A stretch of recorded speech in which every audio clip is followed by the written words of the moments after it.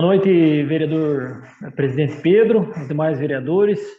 Boa noite aos assessores, funcionários da nossa Casa de Leis e a comunidade rondonense que nos acompanha através das mídias sociais. Eu quero fazer só algum destaque também com relação às proposições de hoje.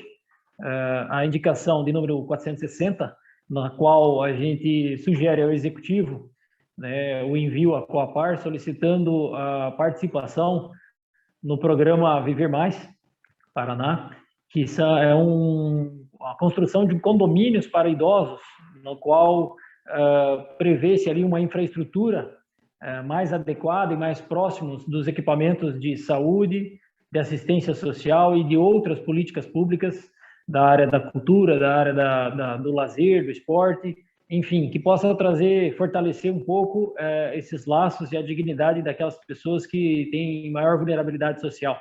Então, é importante, nós temos uma defasagem nesse sentido, assim como outros municípios, é normal, né?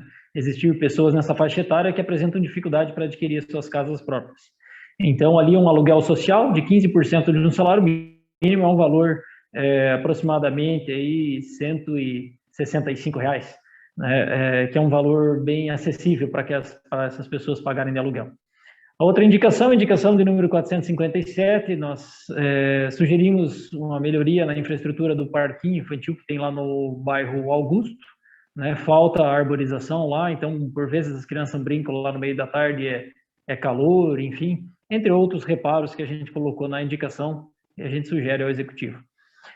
Em requerimento, nós encaminhamos o requerimento de número 354, no qual a gente sugere ao Executivo, através do setor de tecnologia de informação, que faça uma parceria com a Cimacar e que trabalhe uma campanha publicitária, né, de recolha do lixo eletrônico, visto que, em função da pandemia, nós investimos mais em tecnologia nos últimos 2 anos. Então, é provável que tenha aí um pouco de lixo eletrônico também nos domicílios.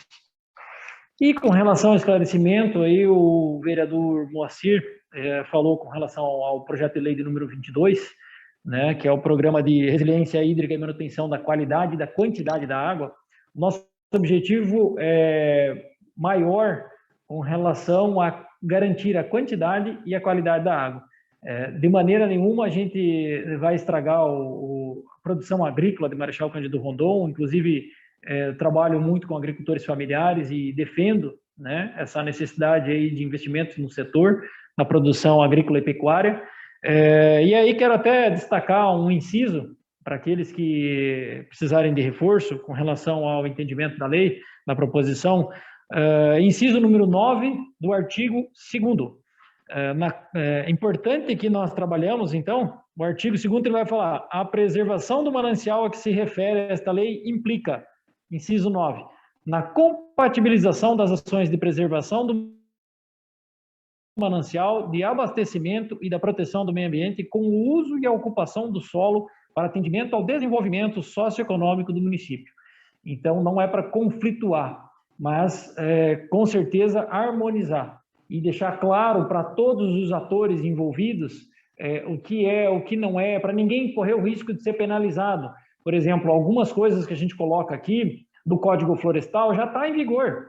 O que pode acontecer sem esse projeto, por exemplo, é um agricultor ele ser penalizado esporadicamente por não saber da informação, né? Então, a gente traz esse simplificado de várias leis para apresentar para o agricultor, por exemplo, inclusive alguns incentivos, né? O que consta no projeto de lei de incentivo aos agricultores?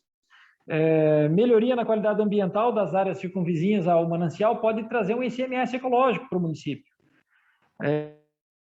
Desde 13 de janeiro de 2021 foi aprovada a legislação que prevê o pagamento por serviços ambientais.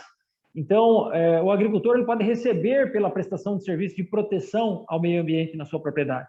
Então, existem vários benefícios, né? O Poder Executivo entrando com recursos para recuperação de nascentes, ao invés do agricultor. Existe uma preocupação na qual nós estamos colocando mais de 18 milhões na estação de tratamento de água, e existe uma preocupação de que o efluente de algumas propriedades, se ele não for tratado com biodigestor, por exemplo, ele entrar no rio, ele pode gerar algas, essas algas gerarem toxinas, como o próprio nome diz, toxinas, é tóxico, ou seja, vai ter que se investir muito dinheiro para retirar essas toxinas. Então, a gente precisa fazer uma proteção antes que a toxina se instale, e essa proteção, ela se dá através do tratamento adequado dos efluentes.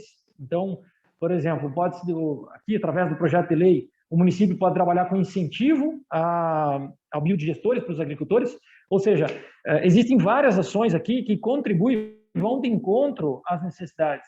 As propriedades são priorizadas para a manutenção das curvas de níveis, porque vai querer se proteger esse manancial, então a curva de nível daqueles agricultores ali vai ser tratada com mais atenção, né? Que será priorizada, digamos assim.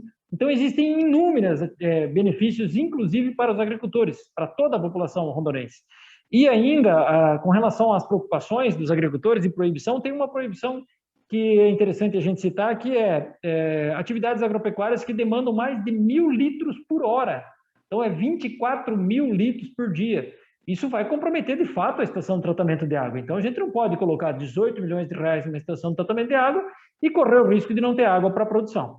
Né? Então, as atividades que já têm outorga, ou as novas atividades com menos de 1.000 litros por hora, poderão ser realizadas. Então, nós só estamos dizendo, grandes empreendimentos não podem se instalar no entorno do Arroio Fundo, porque ele é priorizado para abastecimento humano. Basicamente é isso. Aí eu quero convidar também a comunidade em geral, os senhores vereadores, demais membros da Câmara de Vereadores, para amanhã, vou ser entrevistado pelo Piccolo, às 7h30, e aí a gente vai discutir um pouco mais sobre o projeto também, aqueles que tiverem interesse, eu convido, e inclusive faço também o convite para manifestar a sua opinião ao vivo, na participação lá, que aí a gente debate um pouco. Seria isso, senhor presidente, muito obrigado e desejo a todos uma semana abençoada por Deus.